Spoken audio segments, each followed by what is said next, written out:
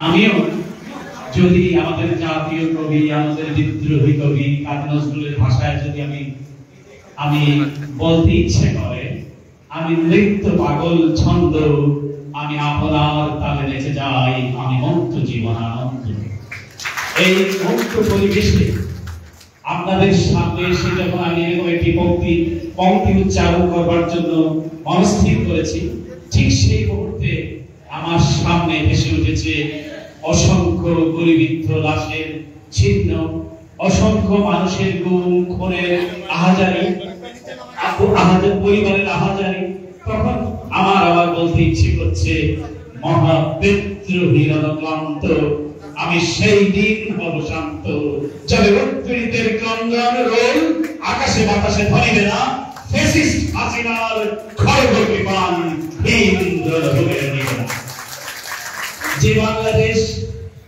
যে বাংলাদেশের অভ্যুদয় ঘটেছিল একটি সশস্ত্র সংগ্রাম এবং বিপ্লবের মধ্য দিয়ে, মুক্তিযুদ্ধের মধ্য দিয়ে, যার চেতনা ছিল বাংলাদেশ একটি বৈষম্যহীন রাষ্ট্র থাকবে, গণতন্ত্র প্রতিষ্ঠা হবে, আমাদের অধিকার আমরা ফিরে পাবো, সেই বাংলাদেশকে কিভাবে এই তালেদার ফ্যাসিস্ট সরকার 15টি বছর যেভাবে মানুষকে আষ্টে পৃষ্ঠে বেঁধে রেখেছিল, মানুষের অধিকারগুলোকে, মানুষের বেঁচে থাকার অধিকারগুলোকে, সেটি আর বলার অপেক্ষা রাখে না। আমি এই দিকে যাবো না, সেটি চর্বিত জন্ম হবে, কারণ আপনারাই সবচেয়ে বেশি ভুক্তভোগী।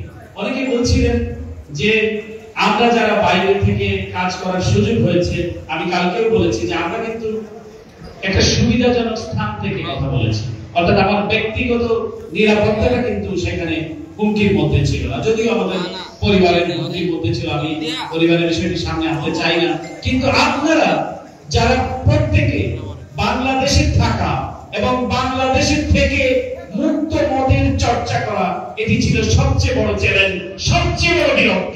এই বীরত্ব যারা দেখিয়েছে তারাই বীরশ্রেষ্ঠ আমি মনে করি, এবং এই বীরত্ব দেখাতে গিয়ে যাদের বুকের তাজা রক্তে রঞ্জিত হয়েছে তারাই হচ্ছে সবচেয়ে বড় বীর শ্রেষ্ঠ, এবং তারা তাদের আজকের এই দিনে তাদের জন্য আমি মহান আল্লাহ রাব্বুল আলামিনের দরবারে শহীদি যাতে মর্যাদা দান করেন সেটি প্রার্থনা করছি।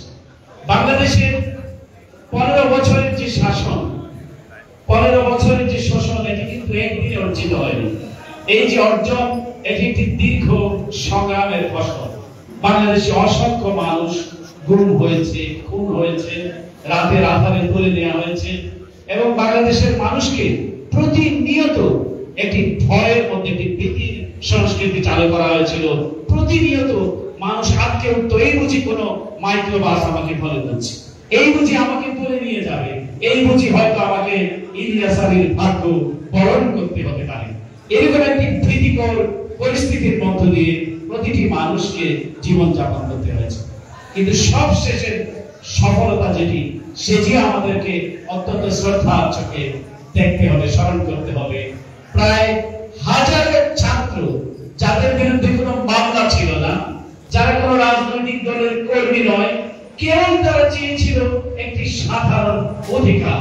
এই অধিকার চাইতে গিয়ে শেখ হাসিনার যে দেখা মাত্র গুলির নির্দেশ দিয়ে 1000-এরও বেশি ছাত্রের জীবন কেড়ে নেওয়া হয়েছে।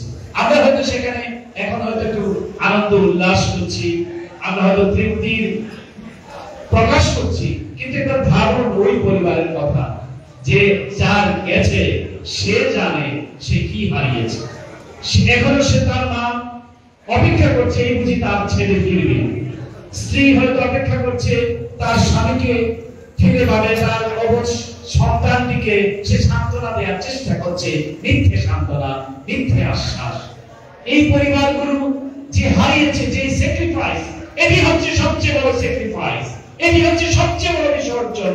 আমি আজকের দিনে শ্রদ্ধার সাথে স্মরণ করছি এই সমস্ত ছাত্রদেরকে, যাদের বুকের তাজা রক্তে রঞ্জিত হয়েছে বাংলাদেশের রাজপথ, অর্জিত হয়েছে আমাদের কাঙ্ক্ষিত স্বাধীনতা, হাসিনা মুক্ত বাংলাদেশ। এখনো কিন্তু আমাদের, যেটি অনেকে বলছিলেন, আমাদের সবুজ ভাই, আব্দুল্লাহ ভাই, আব্দুল ভাই, অনেকে বলেছেন, ইলিয়াস খান, যে তারা এই অর্জন, আমরা এখন যদি বলি, মনে করি যে আমাদের সবকিছু অর্জিত হয়েছে, সেটি কিন্তু ভাবলে চলবে না। এখনো এই স্বৈরাচারের প্রেতাত্মারা বিভিন্ন জায়গায় তারা ঘাপটি মেরে বসে আছে, আর বসে আছে বলে শেখ হাসিনা এই বক্তব্য প্রচার করার সাহস পায় যে সে নাকি খুব কাছাকাছি আছে, খুব তাড়াতাড়ি চলে আসবে। আমি বিশ্বাস করি বাংলাদেশের মানুষও তাই চায়, তুমি খুব তাড়াতাড়ি আসো এবং তোমাকে জবাবদিহিতার মুখোমুখি বাংলাদেশের মানুষ করতে চায়। আমি বাংলাদেশের মানুষের সৌভাগ্য, আমি বলবো যে বাংলাদেশের বর্তমান সরকার পরিচালনার দায়িত্ব পেয়েছেন একজন নোবেল বিজয়ী অর্থনীতিবিদ, যার নামের পরিচয়ে আমরা নিজেরাও কিন্তু বিশ্বসভায় আলোকিত হয়েছে। দুটি উদাহরণ দিতে পারি। যখন প্রফেসর মোহাম্মদ ইউনূস, তিনি আপনারা জানেন ইউনাইটেড নেশনসের তিনি একজন গ্লোবাল অ্যাম্বাসেডর ছিলেন, তিনি যখন আজকে তিনি এই সময়ে তিনি জাতিসংঘের সাধারণ অধিবেশনে যাবেন সরকার প্রধান হিসেবে, কিন্তু জাতিসংঘের প্রতিটি অধিবেশনে তিনি একজন এক্সপার্ট রেসপেক্টেড মানুষ হিসেবে তিনি বহুবার অংশগ্রহণ করেছেন।